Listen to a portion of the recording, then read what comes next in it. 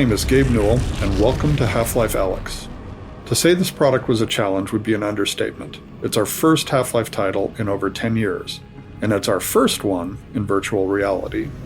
In addition to it being a great VR experience that still felt like a Half-Life game, we wanted Half-Life Alyx to serve players who've been waiting to find out what happens after Episode 2, and at the same time, provide an on-ramp to anyone who hasn't played a Half-Life game at all. Ultimately, whether we succeeded in any of that is up to you to decide. But hopefully, this commentary mode will give you some insight into the set of problems we faced and how we chose to tackle them.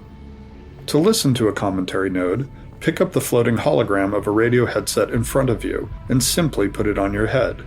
Once you're done listening to the commentary, you can take the radio headset off or simply put on the next one. Please let me know what you think. I can be reached at gaben@valvesoftware.com. While I'm unable to reply to all the emails I receive, I do read them all, and they're a critical part of the feedback we use to evaluate our work. Thanks, and have fun.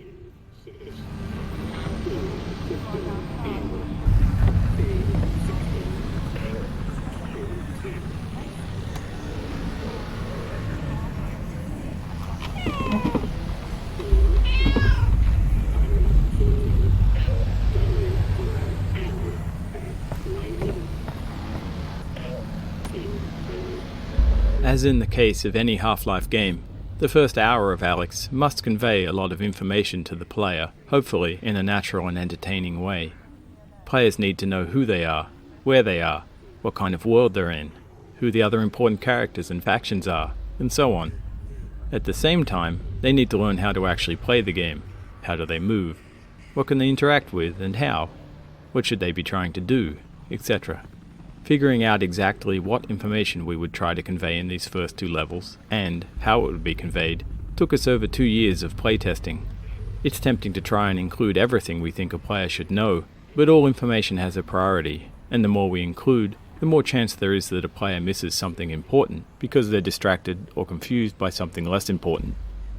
So over the next 2 levels, we'll use commentary nodes to point out some of the specific places where we grappled with conveying information to the player. In between these nodes, you'll likely be able to spot many other examples for players to find, if they're interested in paying closer attention and understanding more.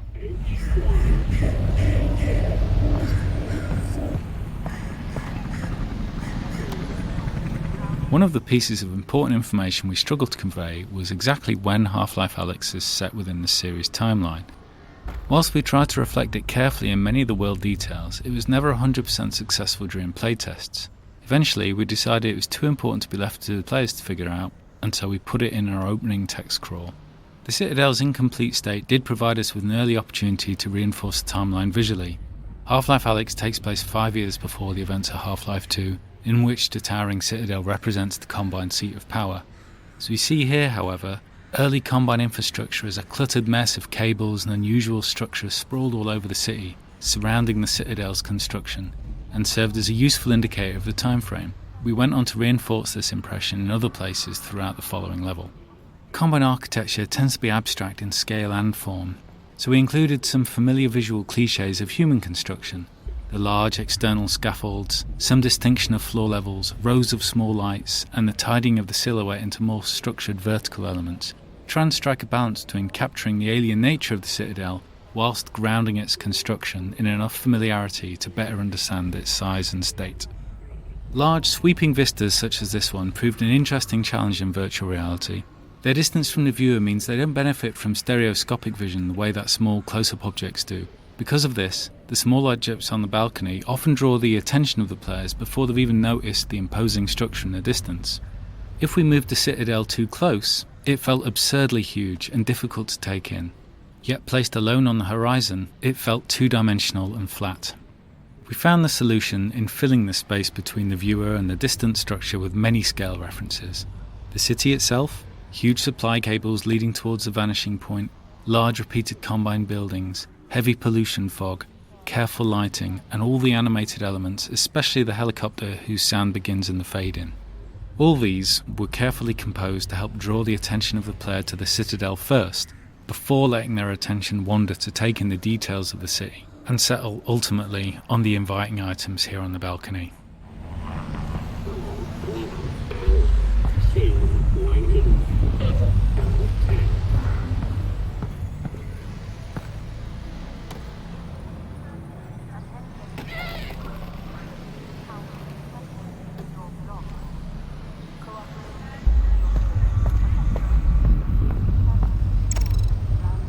these first areas of the game, we grappled a lot with the density and prioritization of the information we were conveying to the player.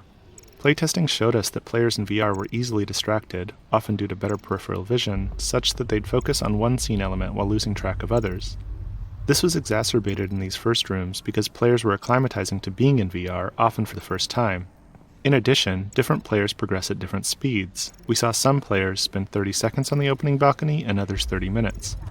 As a result, we did a lot of iteration over the set of opening areas, each time changing what information we tried to convey and where.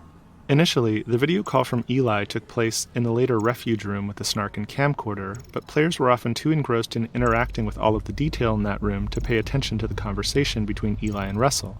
We moved the video call out to the starting balcony, but there it distracted from the establishing shot of City 17 and the Citadel. It also came at a time when players were still figuring out core game elements like movement and hand interaction with the world. That collision made simple things hard, like when to show the player a movement tooltip if they immediately started the video call. Eventually, we settled on inserting the greenhouse between the starting balcony and the refuge, which allowed us to move the call to an area with a slightly obscured vista and fewer interactable objects. This avoided the distraction problems and ensured players were past the initial gameplay moments of figuring out their hardware and movement setup. It also had the bonus of allowing us to add further detail to the opening balcony and Alyx's refuge without fear of creating distractions from the video call.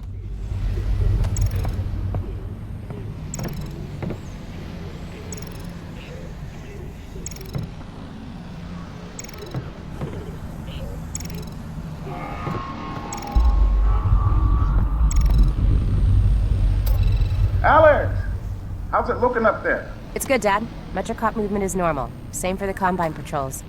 How's it going in the stockyard? One Combine mini reactor from a shipment of 4,000. They're never going to miss it. Here, see for yourself.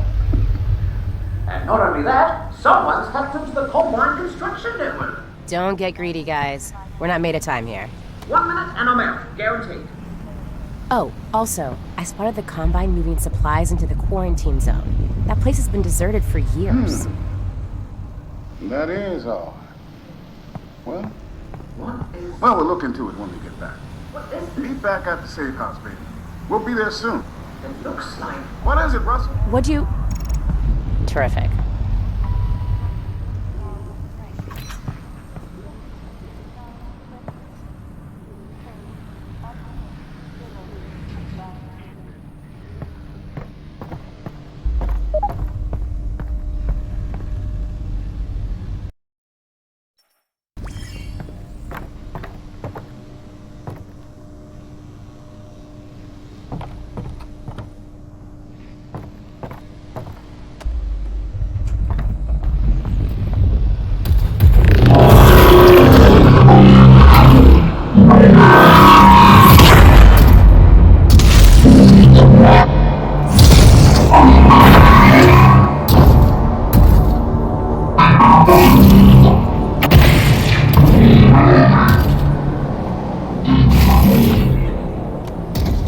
Beyond conveying critical information about the state of the world, the first two levels of Half-Life Alyx also needed to demonstrate some of VR's strengths.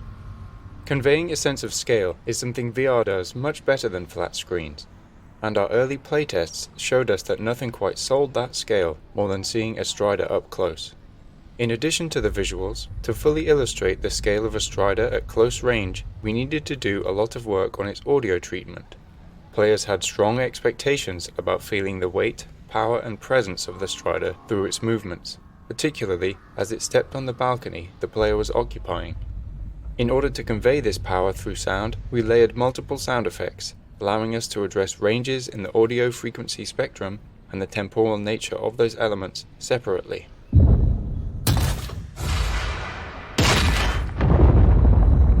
We then combined those elements in the Source 2 audio engine to control them as one sound.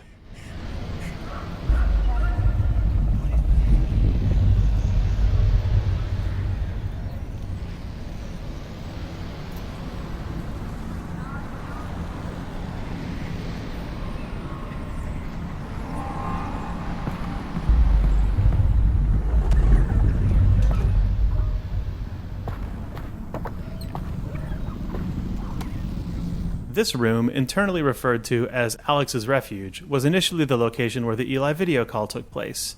However, once that video call was moved out to the balcony, this room was freed up to solve other problems. In the Half-Life series, we've always tried to ensure that there's generally enough narrative for all players to understand where they're going and why, but for players who slow down and pay attention, there's more detail that can lead to a greater understanding. With the balcony being a place to get familiar with the game's inputs, the greenhouse being where the story kicks off, and the Strider there to surprise players with spectacle, we decided that the Refuge could be a quiet moment for players, where they could discover more narrative detail in the environment. At the same time, it could be a place where they can play around a bit more now that they're acclimated to being in VR. Spending time in the Refuge is meant to bring players into Alyx's role in the Resistance and her place in the world. We wanted it to feel like a real stakeout spot, where Alyx had been cooped up for weeks or months while planning the heist, doing research on the Combine. The camcorder, snark, and whiteboards are all toys that respond to detailed interaction and reward deeper investigation, giving curious players more information about the world of City 17 and what Alyx has been doing in it.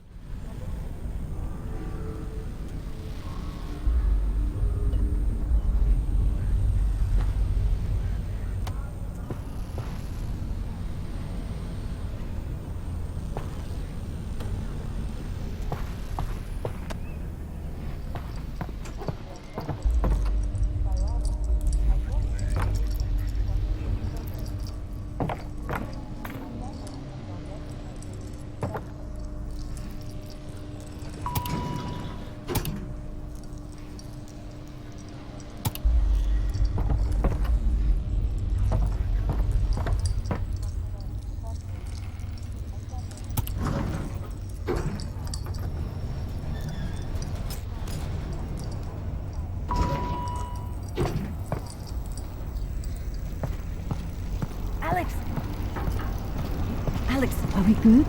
Yep, they got the reactor. Easy peasy. I'm headed back to the safe house right now to meet Dad. Go! We'll be in touch. Stay safe. Operation of anti-citizen origin. Engage when in fire. Two critical pieces of information that we needed players to understand were simple to state, but not so easy to convey. That players were playing as Alyx Vance, not the Gordon Freeman they've played in all prior Half-Life games, and that Alyx is going to speak, unlike Gordon. These probably seem obvious to you now, but until we focused on them, it wasn't obvious to playtesters. Ensuring that everyone realized they were playing as Alyx was something we decided to hit with the biggest hammer we could, and name the product after her. But even with that, we were very careful in Eli's video call to ensure it's reinforced immediately. Olga, the character introduced here, was added to further drive it home by calling out when the player exits the elevator. Olga is the first character the player meets in person, and her dialogue here, and again ahead in the alley, is aimed at driving home the fact that she's conversing with the player, and that the disembodied female voice the player hears is Alyx speaking back.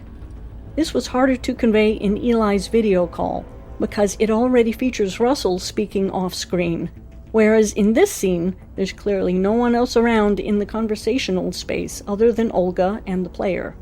Without Olga, we found that, even though they had already spoken to Eli and Russell over the video call, playtesters still didn't feel like they were Alyx.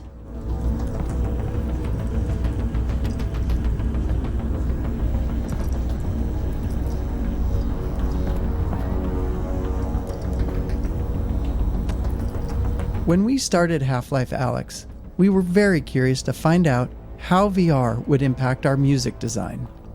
The Half-Life series has always used music sparingly, often leaving the ambient sounds of the world to provide the audio background. But it is a tool we like to use to highlight moments where the world state has changed in some important way. In this case, that something's riled up the Combine. In our early playtests of this scene, without music, but with many of the other visual and audio elements represented, we found some players didn't understand that they should move along, and that others became distracted by the interactive objects in the laundry.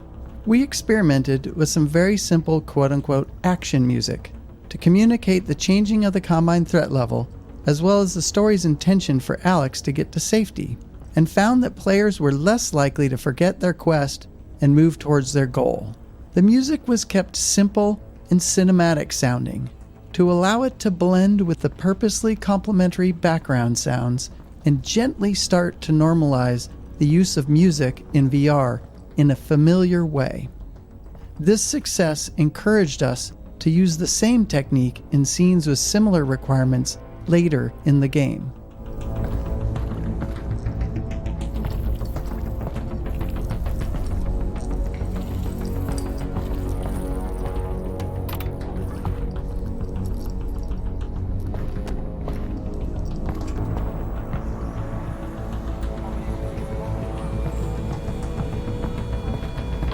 Alyx, over here! What is it? This doesn't seem like a routine sweep. Are you sure everything went okay? 100%. Something's got the CPUs riled up. Keep your head down and be smart.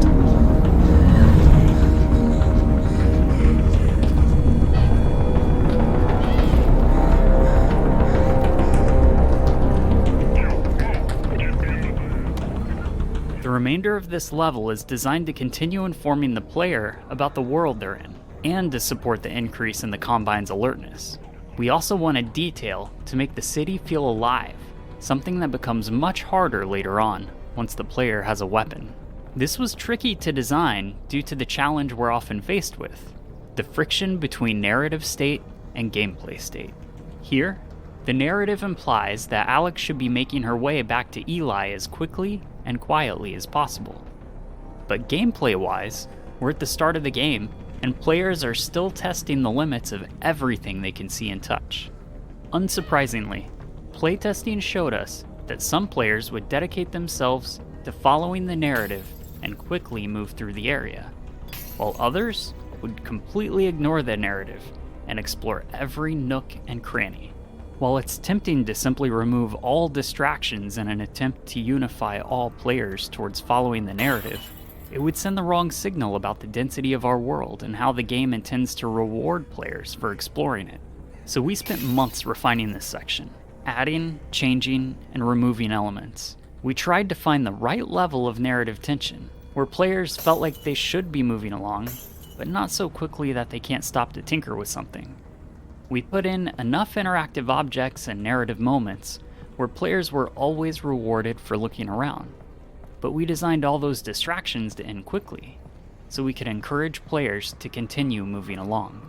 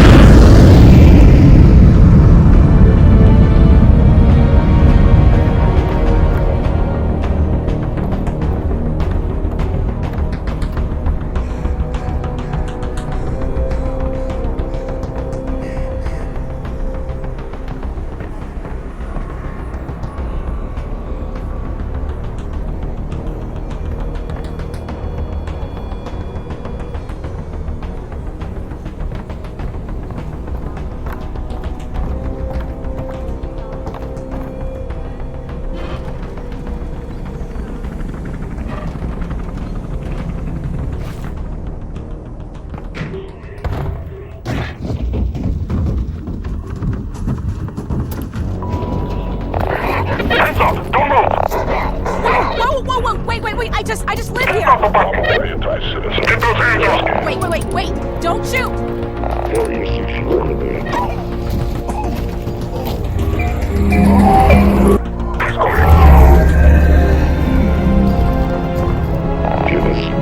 Didn't steal anything. No one! I didn't see anyone! Dad! Hey, wait, no!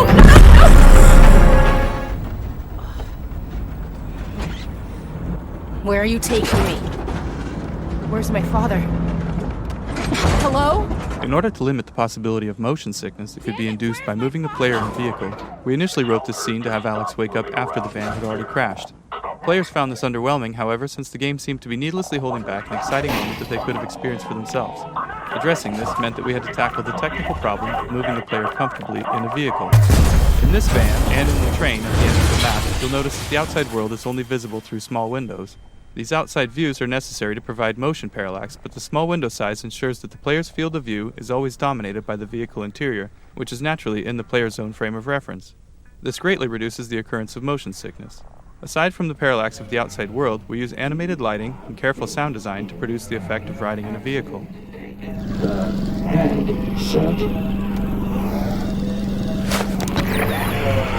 Alyx, you there? You've got to get moving. Russell? I've been in an accident. I know! I caused it, so technically not an accident. You've got to get moving. Wait, where's Dad? He's fine. Follow the drone.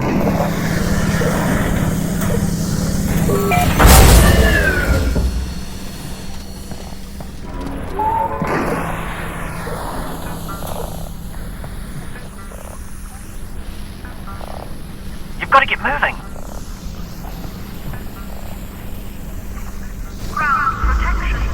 So, Dad's okay, right? Yeah, well, no. To be honest, he's in huge trouble. But... They've still got him. He was in a separate transport. And you saved me? Well, yes. I had no way of knowing who was in which van, so... Yes, the result was that I saved you. Do we know where they're taking him? Criminal holding. And then, when they realize he's Eli Vance, to Nova Prospect. But I'm already working on a plan to get him back. You're close to my lab. Keep following the drone. We'll figure out what to do.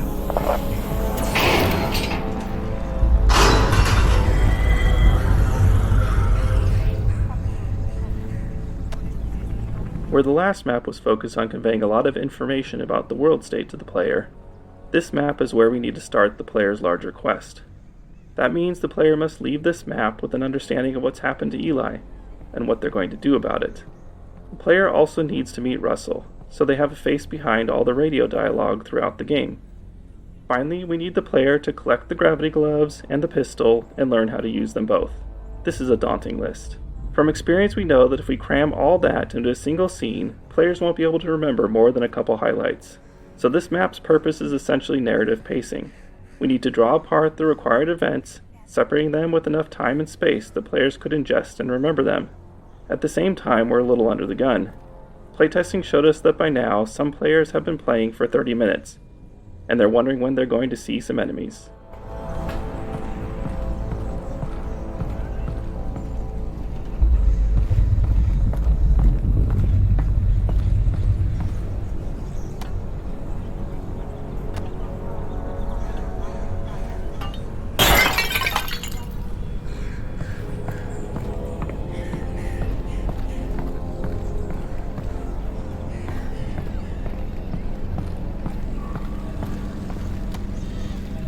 One of the first steps the writing team took on this map was to flesh out a scene between Russell and Alyx that covered all the dialogue we needed. Due to the fact the player is meeting Russell for the first time, and that there are a significant number of in-fiction events that Alyx and Russell need to talk about, the scene ended up containing a lot of dialogue. We knew there was no way we could build a scene that long without boring the player, and the most important elements would be lost in the noise.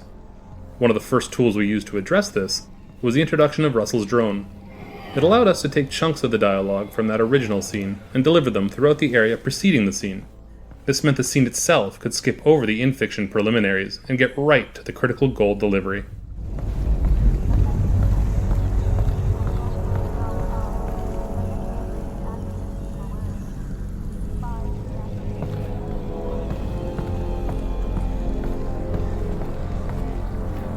Russell, what did you guys find back there?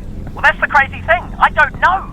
Just blurry pictures of a building. The Citadel? No, something else. And whatever it is, they're gonna kill anybody who saw it. And anybody who knows anybody who saw it. Which means us and your dad. Russell, just hang on. I'm almost there.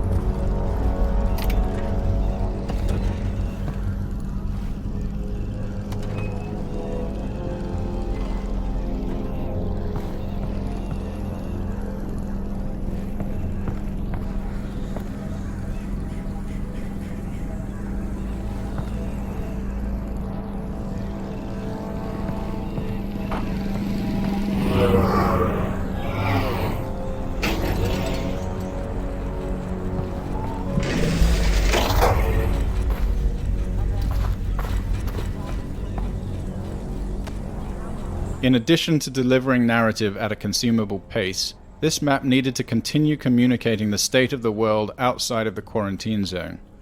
We also wanted players to understand when Half-Life Alyx takes place in the larger Half-Life timeline, and to see for themselves the massive scale of the Citadel under construction. The power of the Combine is embodied in their indifference towards humanity. They've conquered Earth with little effort and are now plundering it for their own ends. They put a modicum of effort into their propaganda, but it's ultimately uncaring. Later in Half-Life 2, we see Breen's attempts to talk to humanity with more seriousness, but it's unclear whether that directive comes from the Combine or if it's just Breen's attempts to be useful to them. Meanwhile, the Combine construction is brutally efficient.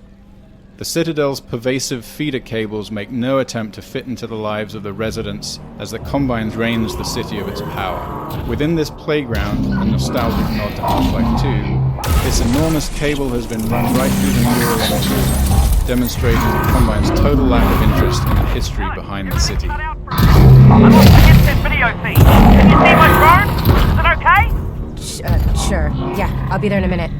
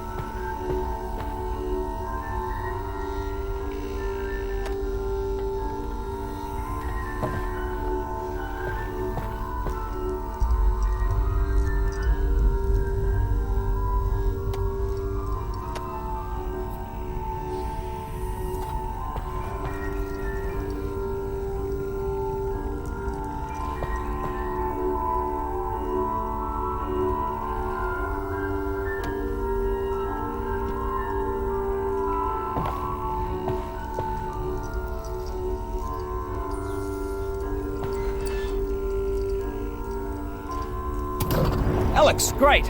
Okay, let's... Wait, my drone's okay, right? Nope, it exploded. I'm fine, by the way. Right, good, well, that's the main.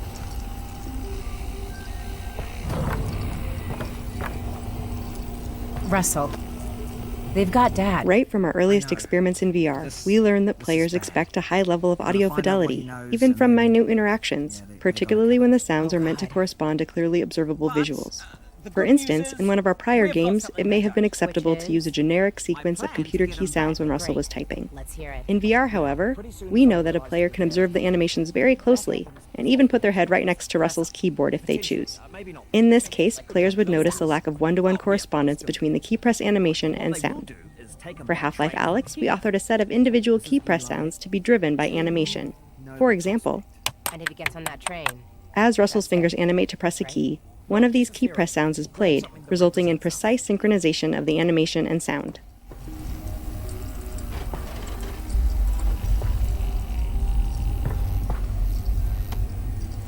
Russell's laboratory is the first time the player is in the same room as another character, and it highlights one of the main challenges we face when designing choreographed scenes in VR, keeping the player and characters out of each other's space. In previous Half-Life games, we could always forcefully move the player if we really needed them out of the way. We made several attempts at finding a similar solution in VR, but found that it often made players feel deeply uncomfortable or disoriented. So instead, we designed these spaces to allow for a natural separation between the player and our characters. Where natural separators couldn't exist, we had to restrict players from moving into the character space, removing that limitation as soon as the character had moved out of the way. Another challenge was balancing how often characters respond to player actions while delivering important narrative information. In early experiments, we allowed characters to stop mid-sentence, which allowed them to respond immediately to the player and then continue on with their dialogue. While technically straightforward, this was incredibly difficult to execute in animation and dialogue without feeling unnatural. The combination of custom reactions necessary to cover the range of possible player interaction and the resulting return to narrative dialogue quickly multiplied out of control. Eventually, we settled on a solution where we allowed only a minimum of interactions during the important narrative delivery sections, and a wider range of responses to more complex reactions after the scene has completed. In the case of Russell, we layer subtle head facing and natural eye contact on top of his performance while he is talking with Alyx. Then, after the scene, when he is typing at the computer, he will respond to players trying to touch him or objects being thrown around.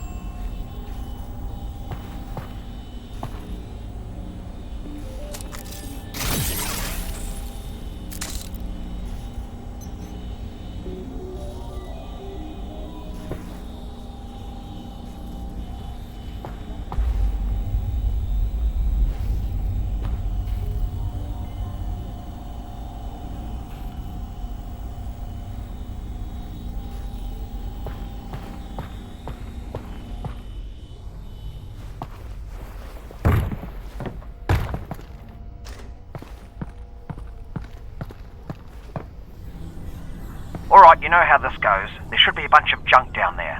Aim at something with your hand open.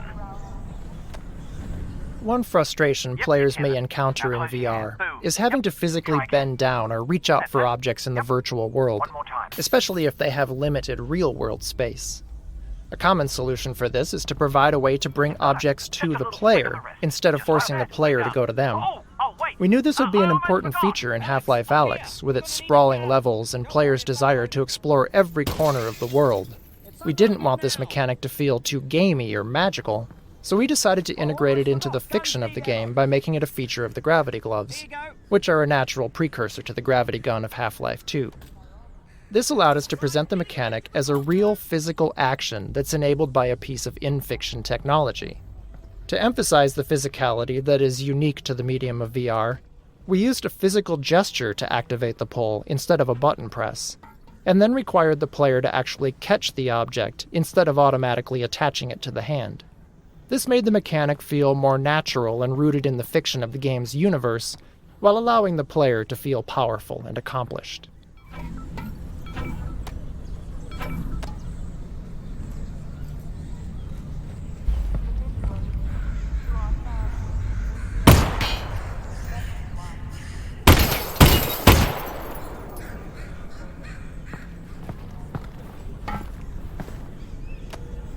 When a player pulls an object with the gravity gloves, we use the game's physics engine to apply a launch force to that object with a trajectory that is partially influenced by the direction of the player's pull gesture. We set the object's launch velocity to result in a standard flight time from pull to catch, so the player can develop a rhythm that eventually becomes automatic.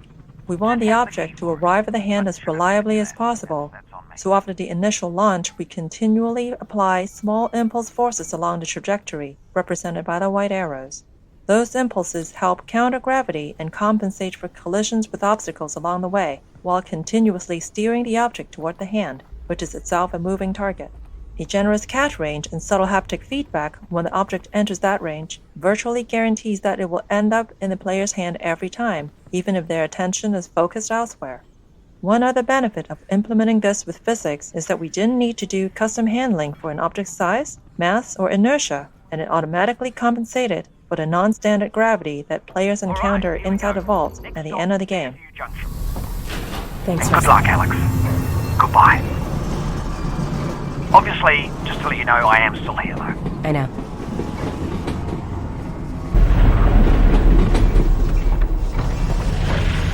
Hello, Alyx? We might have a problem. Probably nothing to worry about. Did the train stop? It stopped, didn't it? Yeah, what happened? It's jammed. When the Combine shut down the quarantine zone, they must have tightened security. Which means? Yeah, you're nowhere near Fairview Junction. You're just outside the QZ. And this is as far as we get by train. Then I'm headed on foot. Good. I'll see if I can get you in some other way.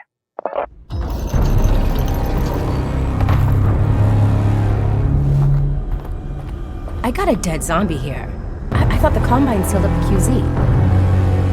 This one must have squirted out. I've heard they've had trouble with barnacle spores outside the containment area, but not about fellas like this. Probably not a one-off then.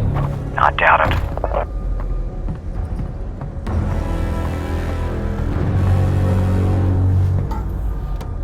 Even in our earliest experiments in bringing Half-Life to VR, we found that players enjoyed exploring every nook and cranny of the environment. With the increased fidelity of VR, players not only expected to be able to interact with a vast array of objects, but they also had a strong desire to find something useful from time to time. This was so universal among testers that in addition to more searchable locations and interactive objects, we added a new resource, resin. Level designers could place this new resource in fun and interesting locations that weren't tied to game progression, rewarding players wider-ranging exploration. We also tied this new resource to a longer-term goal in the form of weapon upgrades, further motivating players to explore the environment. Deep scavenger hunts and keen observation would result in more resin to spend as a reward.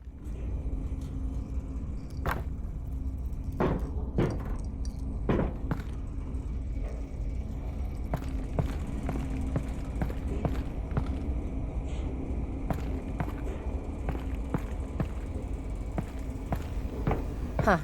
I think I can reroute this with my multi-tool. You what? It's a tool with multiple functions. So, you know, multi-tool.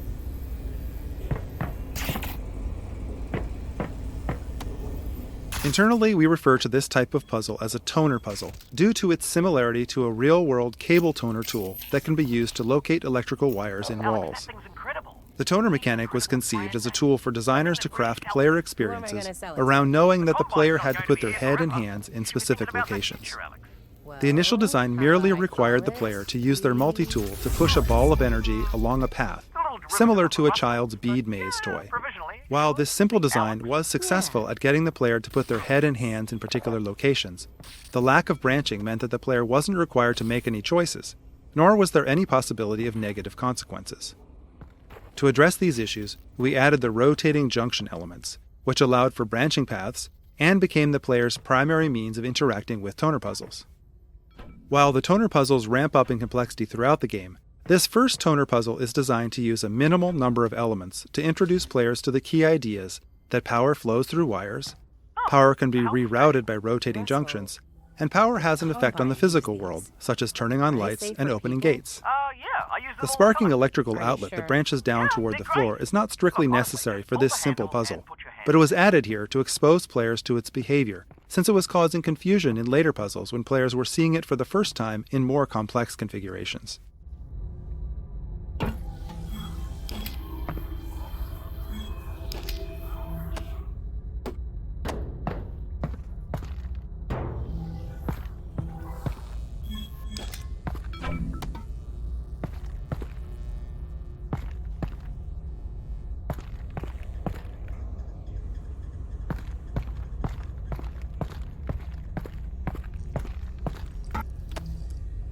From our earliest experiments in VR, we realized how critical high-quality, high-density lighting was to conveying a sense of realism. In game development, any technology choice involves trade-offs between quality, runtime performance, and development time. For Half-Life Alyx, we chose a high-quality, high-performance light mapping solution which required a significant amount of offline preprocessing. We performed the light map preprocessing using a render farm, which could take several hours for a single map at the highest quality, and we put a lot of effort into mitigating the cost of that high iteration time for designers on the team. Specifically, we implemented a real-time approximation to the final lighting result, which allowed designers to light scenes in real time with confidence that the high-performance light maps would match their intent. Most lights in Half-Life Alyx are baked into a single term that describes distance falloff and shadowing, allowing us to change the brightness and color of lights in real time at no cost. This encoding also allows us to apply shadows from dynamic props and characters without having to render any static geometry into shadow maps. Our light maps store directional information using the popular ambient highlight direction encoding, an improvement over Valve's own radiosity normal mapping technique pioneered in Half-Life 2. This new light map encoding ensures that the bumpy surfaces can appear bumpy even when not under direct light. This blinking light source provides a good illustration of this technique, as you can perceive the surface detail even during times the light source is off.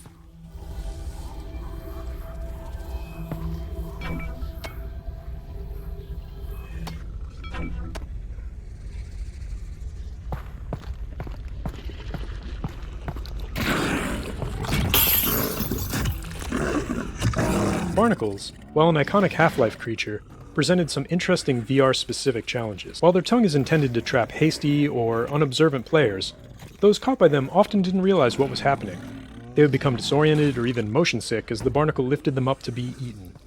These unfortunate players almost universally died and failed to learn what was happening even after multiple encounters. To address this issue, we created the tongue as a particle system. This allowed us to both physically simulate it as well as reliably position it for maximum visibility. If a player does get grabbed by a barnacle, the tongue always wraps right in front of their face, no matter which direction they try to look.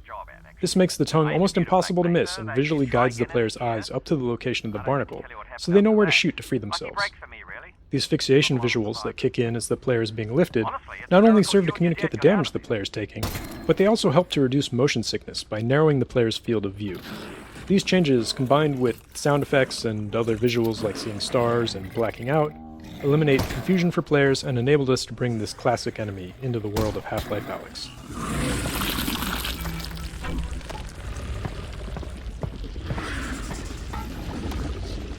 We got a lot of positive feedback from our initial experiments requiring players to perform a series of physical actions to reload the pistol. Specifically, ejecting the clip, retrieving a new clip from their backpack, inserting the clip into the gun, and chambering around. Players enjoyed learning and improving at this skill.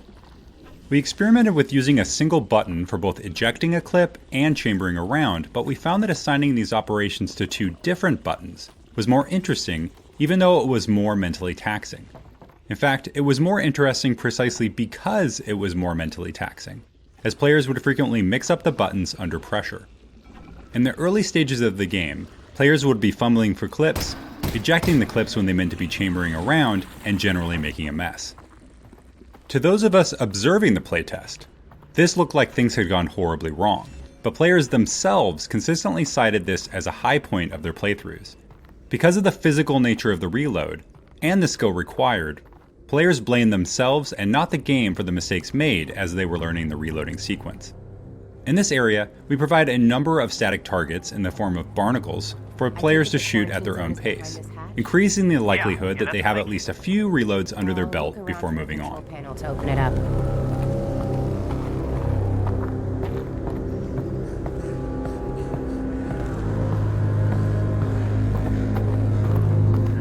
If I was the Combine, where would I put a control panel?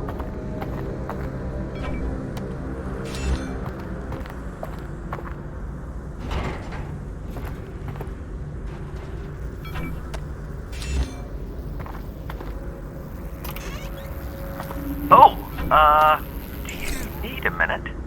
Because, I could pause the feed. Just looking, Russ.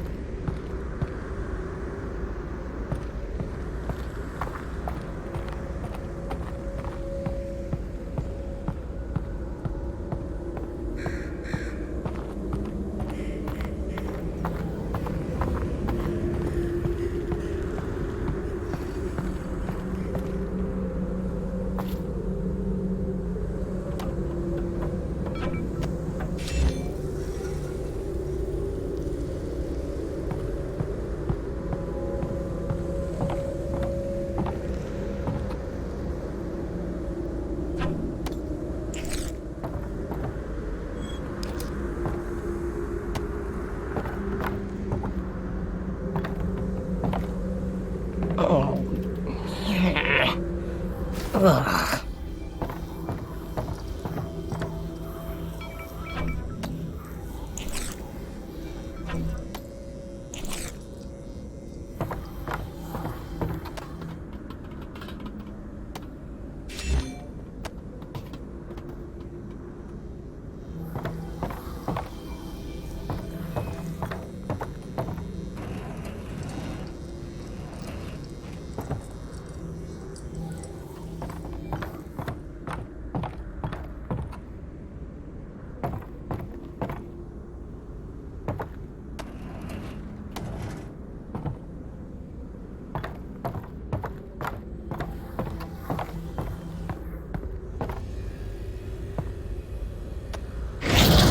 prior Half-Life games, while playing as Gordon, the player saw Alyx use her multi-tool to hack into Combine security systems in order to unlock doors or perform other acts of sabotage.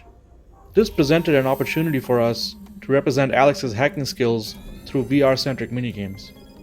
All of our hacking minigame designs were built to leverage the independently tracked head and hands common to today's VR systems.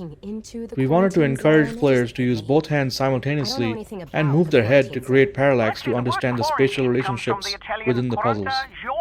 This locker hacking puzzle is based upon one of our earliest prototypes, in which the player was tasked with using a tool in one hand to paint a path on a sphere held by the other hand.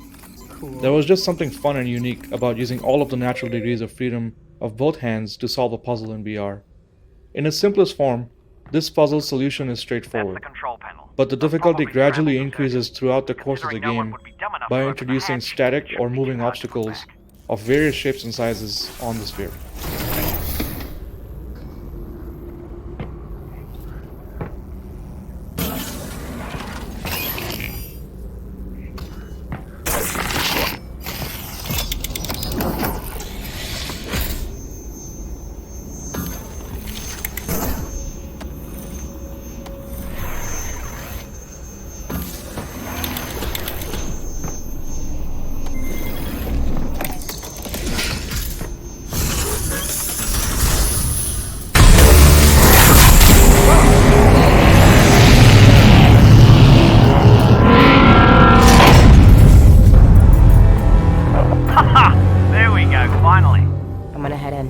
How far is Fairview Junction?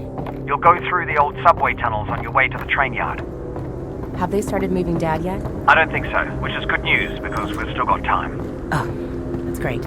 Or bad news because they've already killed him. And you don't need to move a corpse, you just bury it. Or burn it. Still there, Alex? Russell, are you seeing this? Whoa. All right. Here we go.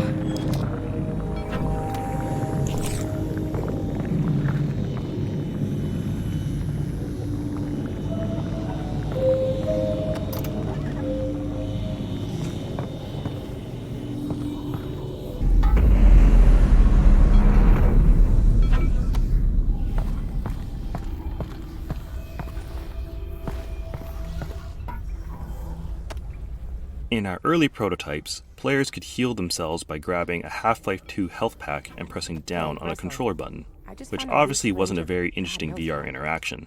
During the development of Half-Life Alyx, the Counter-Strike team added health injectors into CSGO as part of the new Danger Zone game mode they were developing. When we saw this, we felt that an injector would work well as an intuitive healing item in VR as well. Players would press a button to arm the injector as a way of indicating their intent to use it. This prevented unintentional use of the injector and gave us an opportunity to showcase how physical the interaction was going to be via haptics, animation, and sound. Some testers even initially responded with dread over the fact they were going to have to use a needle on themselves and looked away when performing the injection action.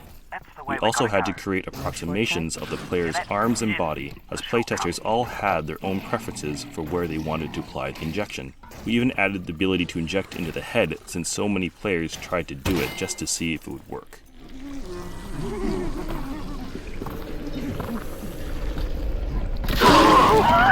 Oh man! The barnacles on our side! And it's not though, obviously, so don't walk under them. We had to ensure that players would become proficient at reloading their pistol during the early levels of the game, or later encounters in the game would be overly difficult. The prior map contained only static targets in the form of barnacles. Players could engage the barnacles at their own pace, but there were enough of them that players would need to reload at least a few times.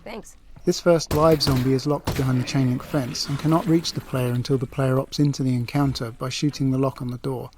The placement of zombies in the upcoming section of the game is designed to require plenty of reloading, to ensure that the player builds up this skill.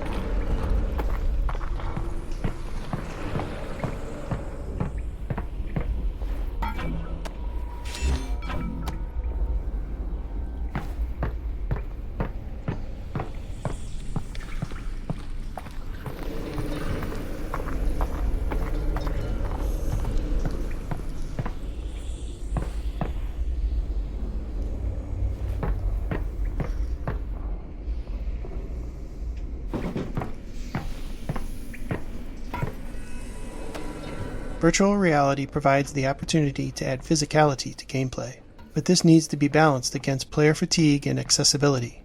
For example, we experimented with a low ceiling in this area, requiring players to crouch the whole time that they made their way across the tops of these train cars. Playtesters did not enjoy having to crouch for so long, so we raised the ceiling.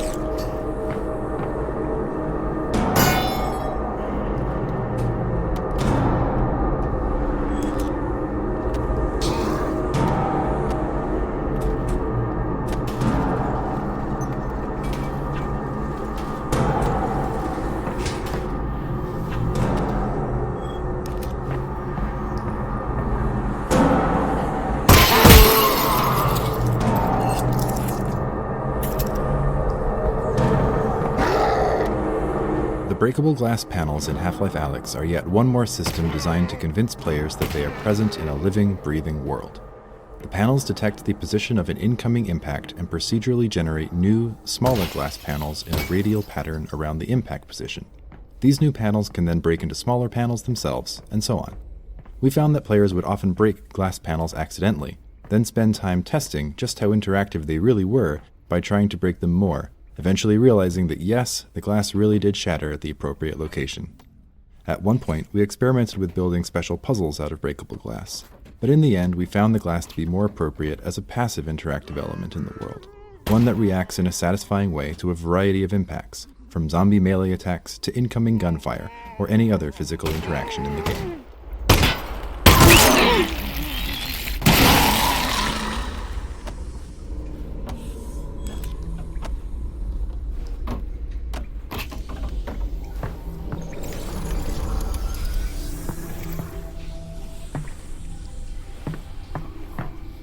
Alyx, I think that's a combine fabricator.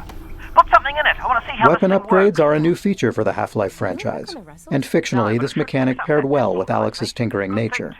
We approached this design challenge first by thinking about what sort of upgrades could be meaningful and also provide additional value to players without removing established interactions. With limited resin to spend, the upgrade system also provided an avenue for players to personalize and invest in their favorite weapon, or streamline an interaction on another weapon, increasing its value to them. For example, the reflex sight still requires players to physically aim, but it improves the feedback on exactly where their shot will hit, and exposes previously hidden enemy weak points. While some players enjoyed this feedback and new targeting opportunities, others didn't and would instead focus on upgrades that suited their style of play. This allowed players to spend their limited resin on upgrades they cared about the most. Another aspect of weapon upgrades that we focused on was not necessarily obvious when we first started to design and test combat in VR. Due to the more physical nature of combat in VR, it can really push on the mental and physical capacity of certain players, as they're required to utilize both their hands and move their head to take in the environment dealing with enemies.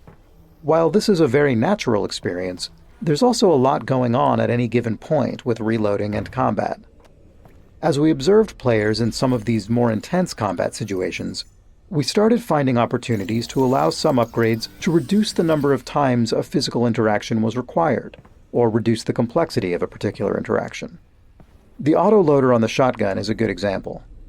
When added to the shotgun, the normally slow, methodical action of feeding shells into the gun is replaced with a far simpler, faster interaction of slapping the shells into the autoloader before they get automatically fed into the gun.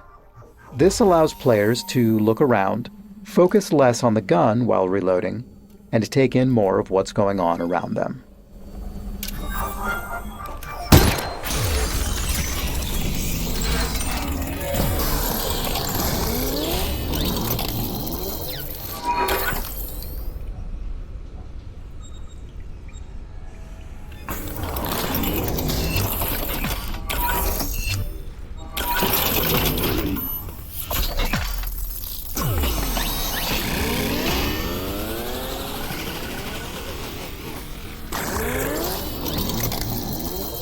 Oh, that really worked, didn't it?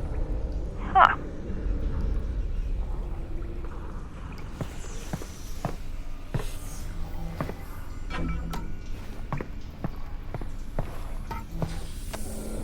At the beginning of the Half-Life Alyx project, we had the expectation that players would want to take a break after 30 to 45 minutes, since that's what we were seeing with the lab and other small-scale VR experiences available at the time. Because of this, we designed the pacing of the game's levels around play sessions of that duration. Over the course of development, however, the game itself included more downtime between intense combat encounters, and the comfort of the new crop of HMDs improved significantly. In fact, as the game progressed, we found that players were happy to play for hours on end. At the end of a playtest, players would often remark that this was the longest they had ever played VR in a single session.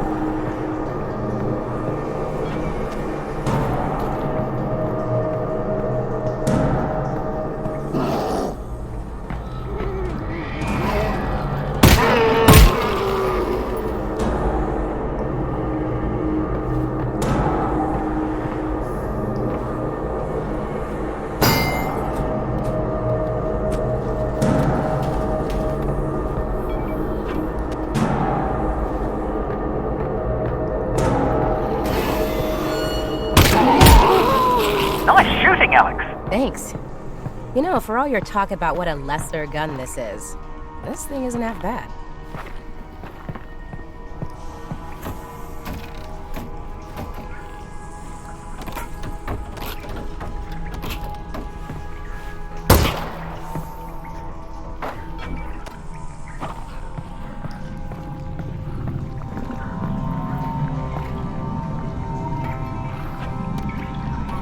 Until this point in the game, players have only seen headcrabs attached to the heads of zombies. This led playtesters familiar with headcrabs from prior games to anticipate encountering them on their own. We decided to play up this anticipation by foreshadowing the first headcrab encounter with a headcrab that drops out of a vent before disappearing, as well as headcrab sounds in the environment, including a threatening headcrab sound coming from the partially boarded up doorway ahead. Where'd it go?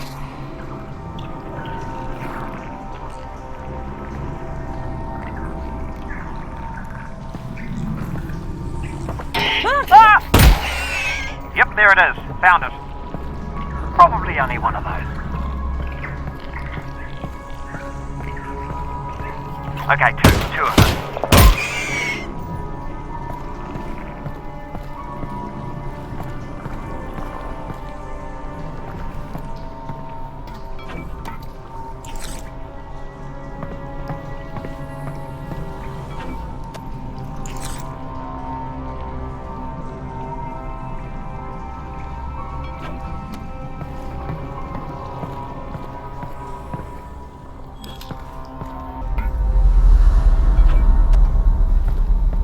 Heard anything about Dad, Russell? No. Radio silence since he got on the train. Damn it. Well, the good news is he's probably fine. How do you know that? Because they're taking him to Nova Prospect to torture him. That's the torture place. So they're hardly going to torture him before they get there, so he's fine. Logically speaking.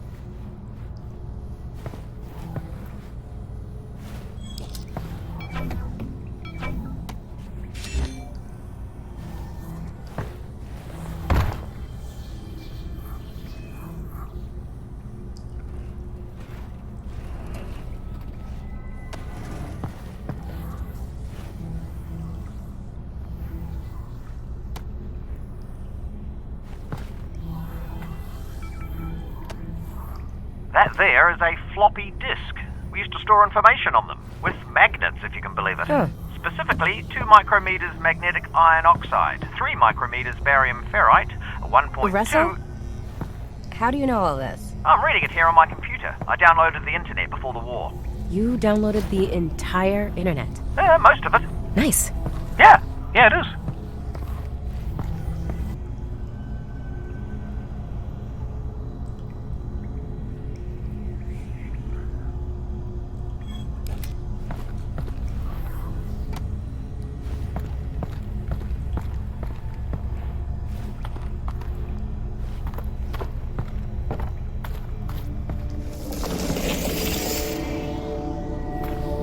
Russell, are you seeing this?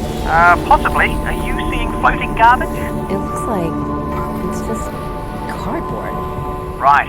Well, seems harmless. Yeah. Weird, though. What is that?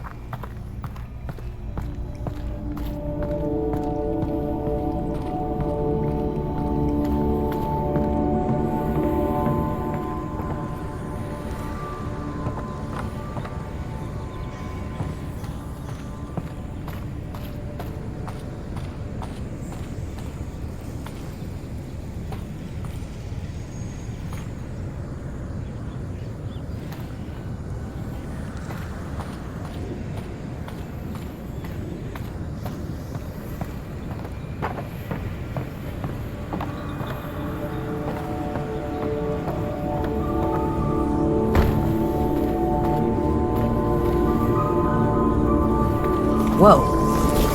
More floating cardboard.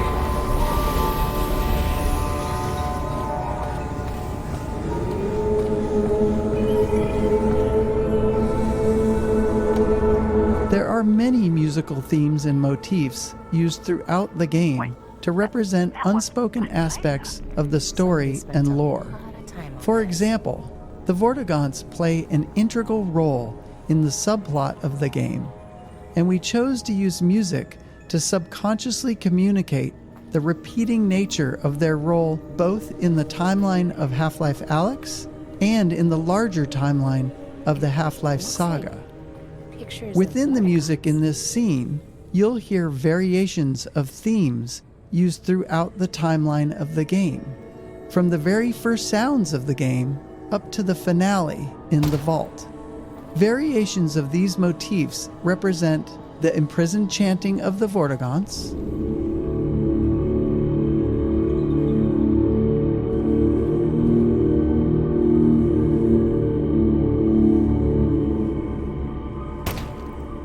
the extraction of their energy to confine the G-Man,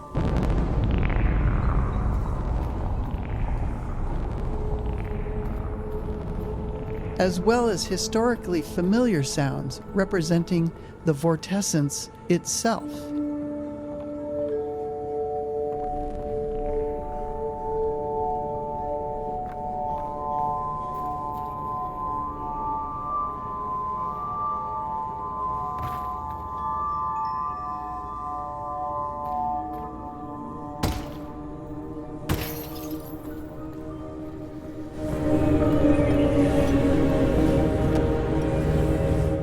There are 2 layers to the markings on the walls in this area.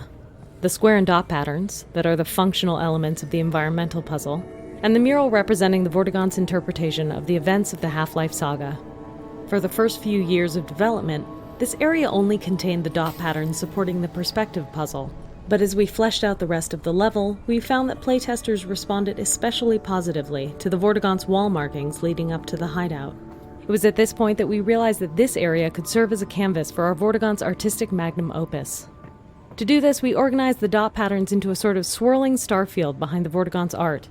The imagery itself, which was inspired by petroglyphs and other traditional rock art, portrays many significant events from the Combine invasion, painted hurriedly by the injured Vortigaunt, almost as if he was trying to capture what fleeting memories he still had of the vortessence from which he had been severed. The fact that Vortigaunts have a complicated relationship with time gave us a lot of leeway in terms of drawing this as a strict, linear timeline. For example, you may notice that the Vortigaunt uses contemporary Combine troops as shorthand for Combine invasions from the past, or that the timeline is just generally hazy. A little from the past, a little from the present, and a little looking forward to the future events of Half-Life 2.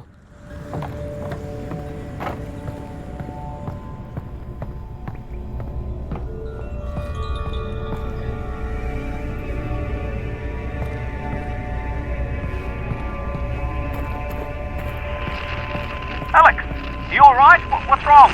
I'm fine, Russell. What's up? I'm losing your signal. Alyx? Alyx? If you can still hear me, keep heading in the same direction and try to get above ground. Russell? Russell?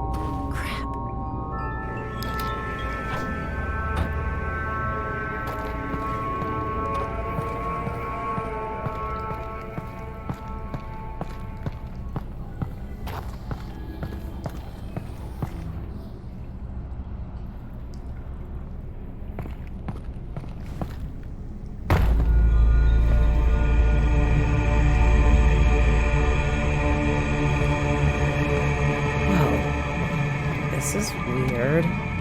During our earliest attempts to raid Alyx, our instinct was to have her react to absolutely everything. But what we learned from playtesting was that Alyx reacting too much could actually be off-putting. Say a player's in a really tense, zombie-filled level, and they're having a great time, but suddenly Alyx is in their head, sounding angry, or frightened, or anxious.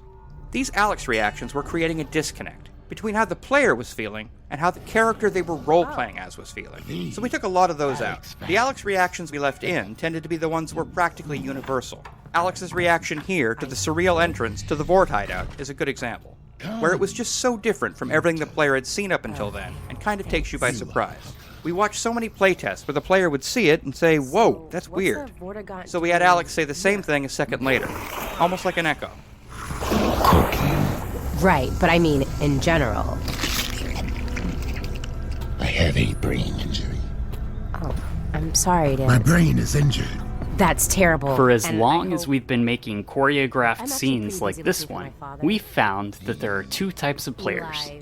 Those who become engrossed with the characters, and those who tinker with everything around them, paying little attention to the scene's action. To make these environments entertaining for the tinkerers, we usually add objects for them to find and play with. Since this scene is split into two rooms, we were able to add a large number of interactions to this first room for players to discover after the Vortigaunt has moved to the second room. Some interactive objects are pure physically driven toys, like the dangling headcrab corpses and the hanging pans. Others are animations triggered by the player's actions, like the way the caged headcrabs react to the player approaching or shooting them. One type of object on the table is a squeezable headcrab heart, which is a remnant from an older version of this scene where the player would revive a wounded Vortigaunt by squeezing nectar from these hearts. While that scene didn't work out, we found the experience too compelling and, well, too gross to completely cut from the game. Come in! Come in!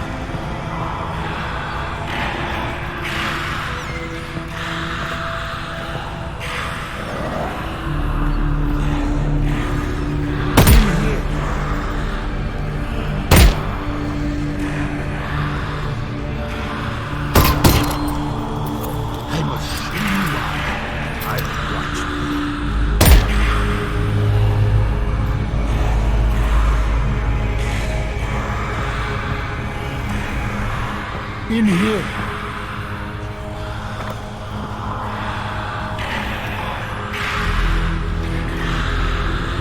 Come in. Come in.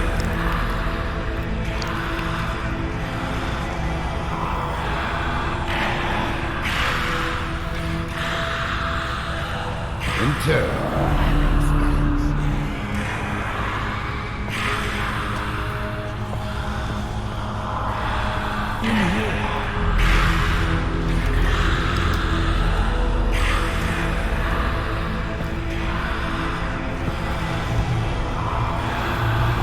Enter. The fundamental challenge of any choreographed dramatic scene like this one is making sure that we entertain the player without undermining the delivery of critical gameplay information. In this case, the player needed to leave this scene with the knowledge that the Vortigaunts have been imprisoned and that the player should seek the Northern Star. This particular scene went through many different variations during development, from a cooking scene with an extremely traumatized Vortigaunt to this humorous version. We even experimented with an interaction where the player was required to squeeze the nectar of several headcrab hearts into the Vortigaunt's mouth to revive him. While this was a memorable and novel VR interaction that ensured the player was engaged with the scene, the interactivity on the player's part often resulted in playtesters remembering the actions they took, but not the critical gameplay information. Eventually, we ended up with this more humorous scene, which struck an effective balance between entertainment and goal delivery. Importantly, we also distributed the scene across 2 separate rooms, breaking the information delivery into 2 steps. The first room where the player meets and learns about the state of the Vortigaunt, and the second room where the player is given their new goal.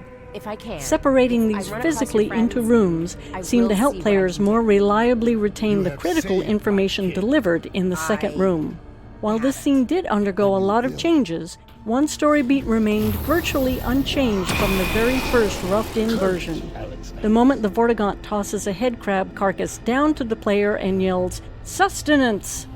Right from the start, this moment always got a great reaction from playtesters and remained all the way to the final product. Your journey brings you this far. Just a little farther, perhaps.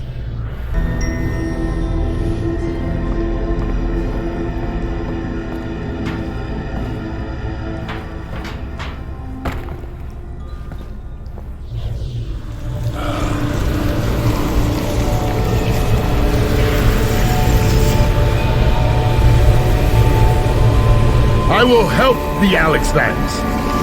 Look to the Northern Star. Why? For guidance. Okay, thanks. Are you done helping? I am not. Here. Sustenance. I'll eat it later. Thanks for the help. You will be welcome.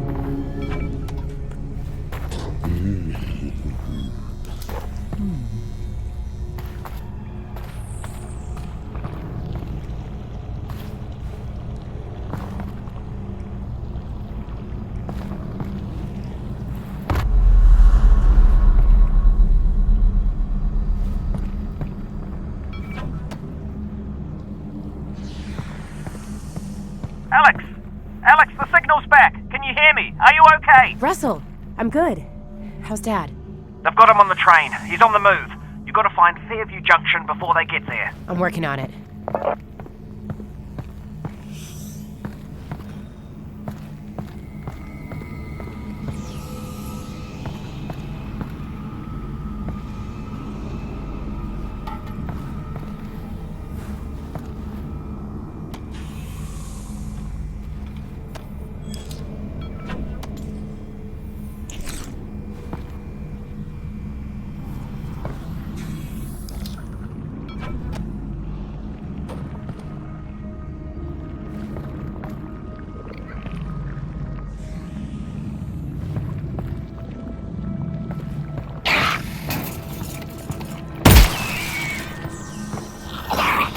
So anything happened when you cut out?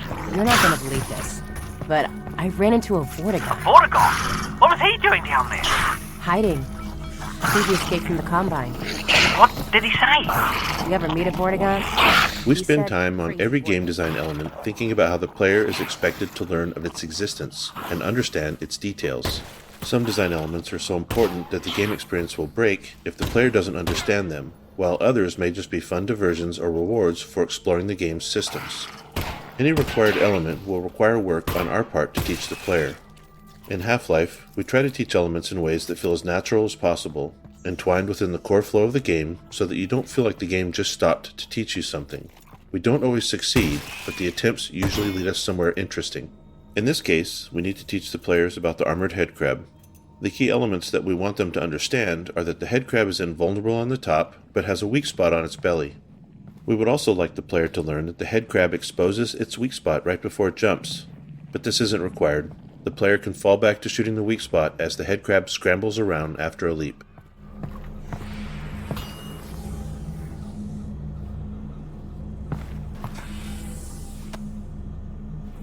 Teaching design elements of enemies is always tricky. Players have shown us for years that it's really hard to learn something new while under attack. We've also seen that invulnerability, in particular, is a difficult enemy feature to teach. If players are blasting away at an enemy, they are often not paying close attention to the impact feedback. If the enemy is vulnerable in some areas and not others, players may kill the enemy with a spray of gunfire, not realizing that some of their shots did nothing, while others hit critical weak spots.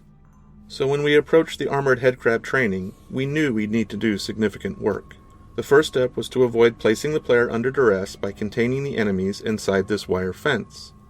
Next, we placed headcrabs at eye level facing the player, exposing their bright, pulsing weak spot. If the player shoots one immediately, they are rewarded with a unique death effect where the headcrab explodes into chunks. This effect is designed to show the player that they did something special to kill this headcrab, as opposed to how they've been killing headcrabs up until now. There are a couple of other pieces in the setup here that are important.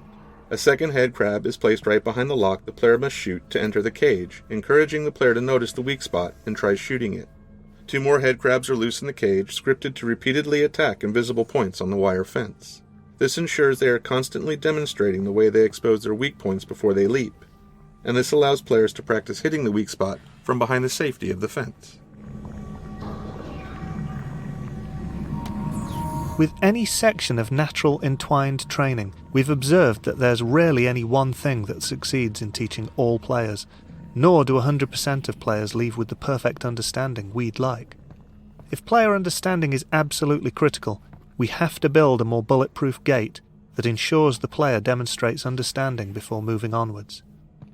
In fact, we do just that when the player acquires the shotgun in the next area. In the case of the armoured headcrab, however, playtesting showed that we could afford to let a few players through with less than perfect understanding. This section gave them enough of a chance to experiment that they got a sense of what was going on, and further encounters with armoured headcrabs solidified it. There was still a lot of iteration on the visual design of the headcrab to further drive home its armour and weak point, and we also added a custom response to shotgun fire. In that case, the armoured headcrab flips over and wriggles for a second, exposing its weak point. This was added to reduce the resource loss we saw happening in players who were still struggling to understand the armoured headcrab mechanics after they acquired the shotgun.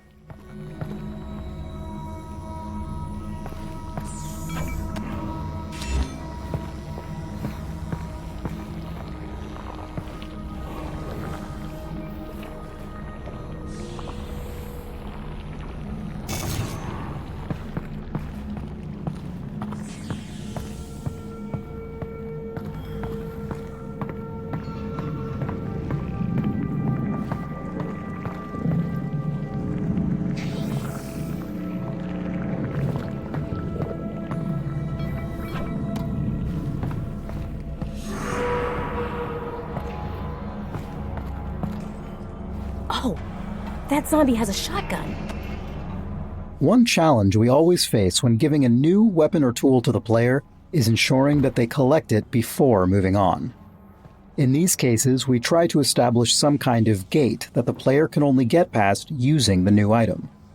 This can be especially tricky in cases where we are giving the player a new tool that doesn't fundamentally change their capabilities, as in the case of the shotgun, where almost everything that can be done with the shotgun can also be done with the pistol. In contrast, the pistol gate, where the player had to acquire the pistol before being able to shoot the lock off of the fence back at Russell's lab, was simple to design and execute. For this shotgun gate, we not only needed to ensure that the player collected the shotgun, but also that they learned how to load it before proceeding. We playtested a number of approaches to teaching the reload mechanics during combat, and repeatedly found that it didn't work. When faced with learning a new, complex task under duress, players would retreat back to using their pistol, which was a known quantity to them. Got it! Hurry up and load that thing, it's getting louder! I'm out. Last floor. Out of shells. the player has collected the shotgun, they are only halfway through the shotgun gate. Next, they need to learn how to reload it. To drive home the necessity for the player to learn how to use this new weapon, we added an incoming threat, using a variety of audio and visual effects to sell it. While our goal is to make the player feel like they have a limited amount of time, the time pressure is entirely fake, and everything proceeds based on the player's progress in loading the shotgun for the first time. Once the shotgun has been loaded, a short timer starts, after which zombies burst through the walls. If the player happens to look at the walls before that timer is up, we abort the timer and introduce the zombies. The combination of a timer and a look trigger is a common trick used in places where we'd like the player to see a neat visual moment, but we can't wait forever or the game simply won't progress. The breaking of the walls by the zombies is the final step in opening the shotgun gate. Having new enemies open the way forward when they enter the player's space is a fairly tried and true method, but it's never one we're particularly happy with. It's always a bit too convenient, and lacks agency on the player's part. But in a setup like this, which contains a novel puzzle, a new weapon, and its associated mechanics, plus an ambush, we're already dealing with a lot of design complexity packed into a small space, and further additions would complicate the scenario even further.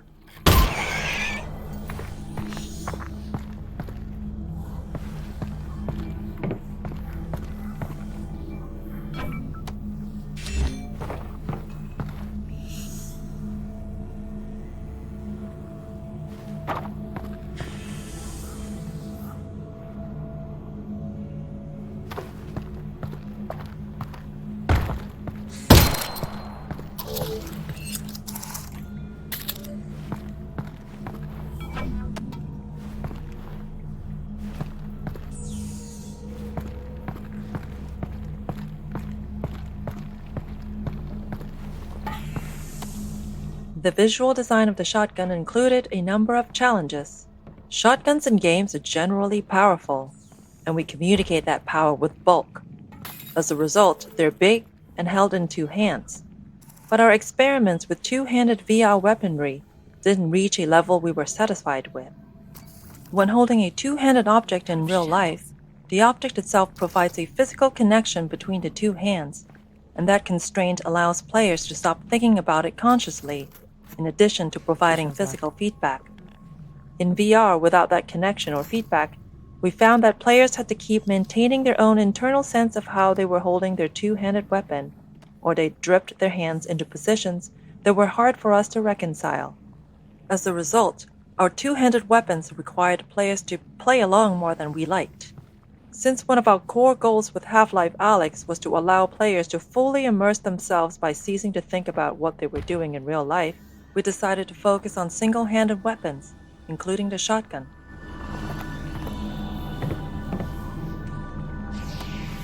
Our initial instinct with the shotgun design was to use a regular real-world shotgun, but modified, with a sawn-off stock and barrel so it would seem less cumbersome when held with one hand.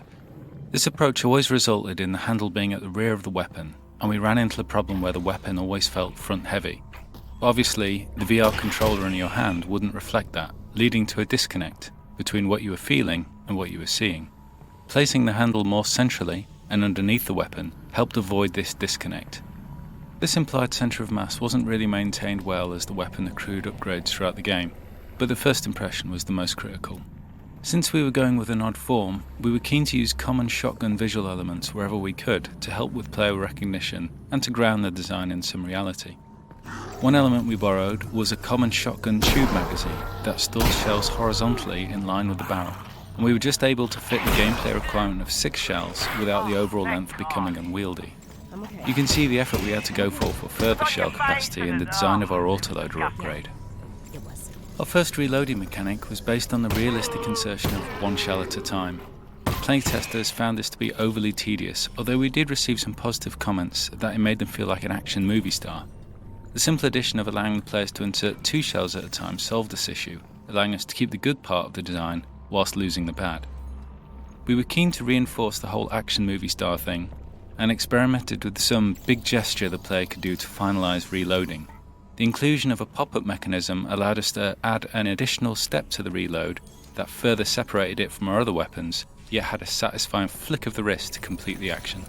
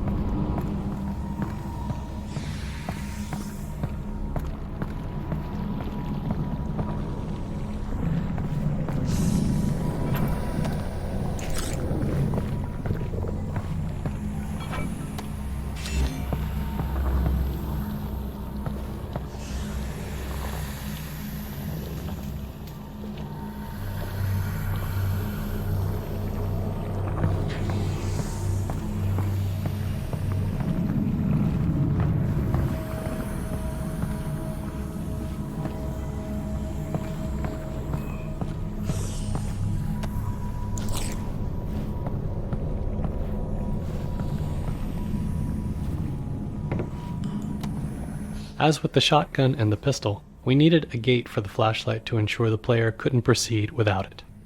We tried a number of designs around the moment where the player collected the flashlight, but they all ended up being about the player picking up an object, and not specific to that object being a flashlight. Given that the flashlight's primary function is to provide light, we felt the gate needed to be an area of darkness. We also really wanted the player to be excited to get the flashlight, and that meant they had to experience darkness before collecting the flashlight. This turned out to be an interesting challenge, because we already had many poorly lit areas prior to this, and now we needed an area that was so dark that players would correctly interpret it as a gate. Our initial implementation was simply to ensure there were no lights within the hallway. Unfortunately, playtesting immediately showed that wasn't enough. Some VR headsets have extremely low black levels, and on those headsets, enough light bounced in from this lit area to enable players to move forward. In addition, our low ground fog provided just enough contrast in the dark hallway for players to make out the scene and stumble through it. Even once we removed fog and bounce light in this area, we saw yet other ways that players tried to move forward. Some players would fire their pistol repeatedly, using the muzzle flash as a strobing light source. Others would use the teleport targeting UI to probe the room, because at that point in the project, it had a small light source attached to it. In the end, we disabled muzzle flashes inside the hallway, and the teleport UI lost its light. The final step was the addition of some dialogue from Alyx, commenting on the darkness and her need for a light source. This was aimed at solving a perceptual problem. Up until now, our game has taught players that their goal is to continue moving forward. And any time that forward progress is blocked, it's because there's something in the local area that needs solving. Given that structure, it's entirely rational for players to do everything they can to find some way to see in the darkness ahead. Alyx's dialogue is aimed at telling the player that the game has recognized their attempts to move forward here, but the solution lies elsewhere. Subsequent playtesting showed us that this dialogue, coupled with the brightly lit area containing zombies off to the right, helped tug players past the darkness entrance and on towards the flashlight.